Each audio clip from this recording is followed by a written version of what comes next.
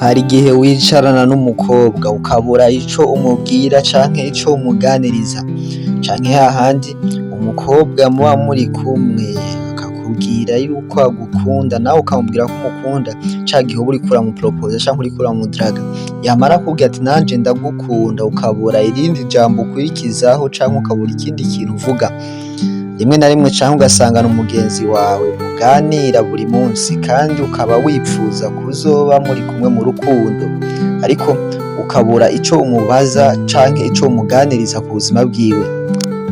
Uyu munsi rero novuga yuko ari ikiganiro kiri special, tugiye kurabira hamwe ibibazo 10 ushobora kubaza umukobwa ugahita umumenya canke ugahita umenya uko ateye n'uko yiyumvira, bigatuma ufata intumbero yo kugumana nawe canke ukamenya ati uyu mukobwa akunda ibi canke yanka ibi, apana vya bindi uza wumva umuntu akobaza ngo mbe ngo jewe ngo wankundiye iki ngo canke ngo mbona gute.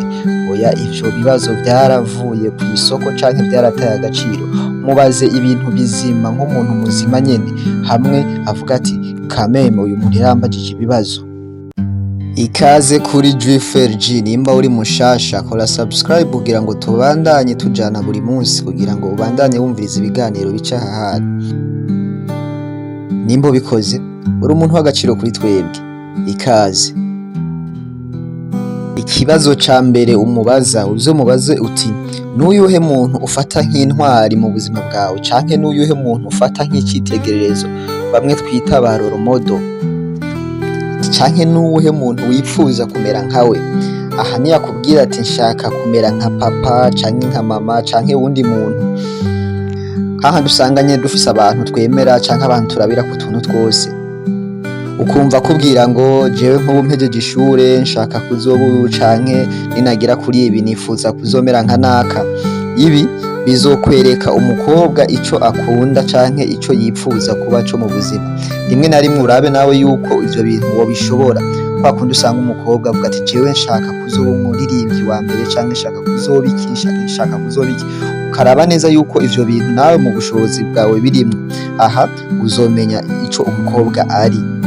Canke usanga yakubwiye ati nshaka kumera nka mama wanje kubera yatureze neza, canke nshaka kumera nka papa wanje kubera yuko n'umuntu nyene usanga yitaye ibintu byose. Ibi bizogufasha kumenya yuko ati uyu muntu dukundanye nkamushira mu rugo canke dukundanye afise ibiko yotwara ibintu vyanje canke uko yontwara, kuko yamaze kukubwira abantu ashaka kumera nkabo. Ibi bizogufasha kumenya ingene mugendana n'uwo muntu canke n'uwo mukobwa. Ikibazo ca kabiri ukwiye kumubaza uwo mukobwa canke uyo muntu muri kumwe, uzomubaza uti nikihe kintu ukora ukumva uranezerewe, canke nikihe kintu uryoherwa cane iyo ugikoze. Ibi bizogufasha kumenya umukobwa ikintu kimutera umunezero.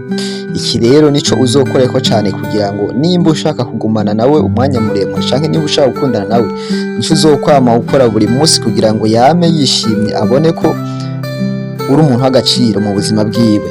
Iki naco uzogikorereko cane. Ikibazo ca gatatu gisa nk'ikintu gitwengeje, ariko naco ni ngombwa cane kuzokimubaza.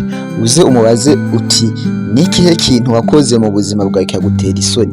Ibi bizogufasha kuryosha ikiganiro, hamwe nyene umukobwa yumva yisanzuye, yumva umuntu bariko baravugana ata soni afise. Kwa kundi ushaka kuri kaganira n'umuntu ugasanga umuntu umengana umusirikare, ugasanga ibintu vyose umenga ibana ni militari. Ibi bizogufasha kugurukira uwo mukobwa, yumve yo kugurukira, avuga ati uyu muntu kweri reka ndamuganirize. Umukobwa ashobora kukubwira ati jewe ikintu nakoze ikantera isoni, nagiye mu rubanza guseva ndatemba ibintu birameneka, canke naho nagiye ahantu nambaye hotaro nshika mu bantu ndatemba. Ibi bizogufasha kuryosha ikiganiro, yumve nyene yuko ariko avugana n'umuntu w'agaciro, umuntu nyene wahahandi akubuze ejo canke hirya y'ejo yumva nyene akumbuye ibi biganiro. Ibi bizogufasha mu kintu uzokimubaza. Ikibazo ca kane ugomba kumubaza, uzomubaze uti mbwira ikintu cakubabaje. Nimba akubwiye ati hari ikintu cambabaje canke hari ikintu cabaye kikambabaza, kwa kundi umuntu akubwira ati jewe nakundanye n'umuntu hanyuma ndamwihebera wese hanyuma nza kumufata yamvanze canke yankoreye ibi n'ibi yarankubise ati vyarambabaje cane. Ikintu ukwiye kukimubaza kugira ngo nawe umenye ingene womutwara canke umenye ivyamubabaje cane, canke kwa kundi aza akakubwira ati twarabuze umuntu mu muryango yari umuntu w'agaciro hanyuma birambabaza cane. Ibi bizotuma umenya itariki yo kwitwarika kwa kundi usanga avuga ati je mfise itariki yo kumwibukirako, hama iyo tariki igeze ukamufasha mw'ibi na biriya mukibuka uwo muntu. Ibi bizotuma wigarurira umutima wiwe avuga ati narose umuntu anyitaho yitwarese n'ubuzima bwanje. Ibi bizokora cane. Ikibazo ca gatanu ukwiye kubaza umukobwa, uzomubaze uti mbega ufise abagenzi bangahe? Ibi bizogufasha kumenya umukobwa nimba ari sociable canke atari sociable. Kwa kundi usanga nyene umuntu afise abagenzi benshi, ugasanga azi kubana n'abantu, aho aciye hose ukumva bamuvuga naka ndamuzi, canke usange nta bagenzi afise. Bizotuma umenya umukobwa muri kumwe uwo ari we, usange ni wa wundi adakunda abantu. Kwa kundi ushaka gukundana n'umuntu akaca kugira ngo bariya bagenzi bawe ntawe ushaka, canke iyo dusohotse kubera iki uzana n'abanaka ifo kuza wenyene. Ibi vyose bizotuma umenya uwo muntu mugiye kujana mu rukundo canke uwo muntu murimwo muri urwo rukundo rushasha ingene ameze, kugira ngo nawe umenye ingene witwara. Ikibazo ca gatandatu ukwiye kumubaza, uzomubaze uti nikihe kintu ukunda gukora iyo uri free hahandi atakazi ufise? Uzomubaze ati ukunda gusoma igitabo canke ukunda kuraba film canke niyihe TV show ukunda kuba uriko, canke ukunda gusanga umuntu ari kuri telefone uba uriko uraba iki, kugira ngo umenye ivyo akunda. Nimba muhuje hama uzomenye ingene umuganiriza, kuko ushobora kuba uhuye n'umukobwa ugasanga wewe yikundira gusoma ibitabo, ukaca umuzanira ibintu vy'amafilme, ugasanga ikiganiro cawe ntakiryohereye. Buri munsi y'umurondeye ugomba kumugorera ubwenge, ariko iyo umaze kumenya ico akunda urafise n'ingene uzohora umuganiriza bivanye n'amasije wewe aprefera mu buzima bwiwe. Iki naco kizogufasha. Ikibazo c'indwi ukwiye kumubaza, uzomubaze uti ese uramutse utomboye amafaranga menshi cane, nikihe kintu wayakoresha? Nizihe projet ufise muri wewe wakoresha ayo mahera? Ibi bintu bizogufasha kumenya nimba uwo mukobwa afise intumbero mu buzima canke amaprojet afise uko ateye nuko ameze. Hahandi umukobwa akubwira ati jewe ndose amafaranga noca ngenda nkubaka orphelinat, ndose amamiliyaridi menshi noca ngenda nkagura ibi n'ibi ibintu nk'ivyo. Ntuzomenya ati umukobwa akunda ibi canke ateye gutya. Swatari umuntu ati noca ngenda kugura impuzu, ibi amatelefone, ibintu bizimvye, n'ubundi avuga ati noca ndakoresha ibi n'ibi. Aha naho niho uzomenya ati uyu muntu tugira tujane mu rukundo canke uyu muntu turi kumwe vyifashe uku, naho vyoshika tugatera imbere bizoba bimeze uku, kugira ngo umenye nimba ushobora kuvyakira canke wapi. Ikibazo c'umunani ukwiye kumubaza, uzomubaze uti mbega umugabo mwiza kuri wowe aba ameze gute? Ibi bizogufasha kumenya nimba umukobwa canke ivyo umukobwa araba mu gihe agiye gukundana n'umusore. Ibi bizoca bigutuma wewe umenya ico yagukundiye canke igituma avugana nawe, canke uce wikrasa uvuga ati aha hantu nta mahirwe ndahafise. Rero ibi bizotuma wishira mu kibanza canke ukorera kuvyo yakubwiye ingene bimeze. Ikibazo c'icenda, nikihe kintu wipfuza kuzoshikako mu buzima bwawe, canke bimwe twita indoto zawe z'ibisazi?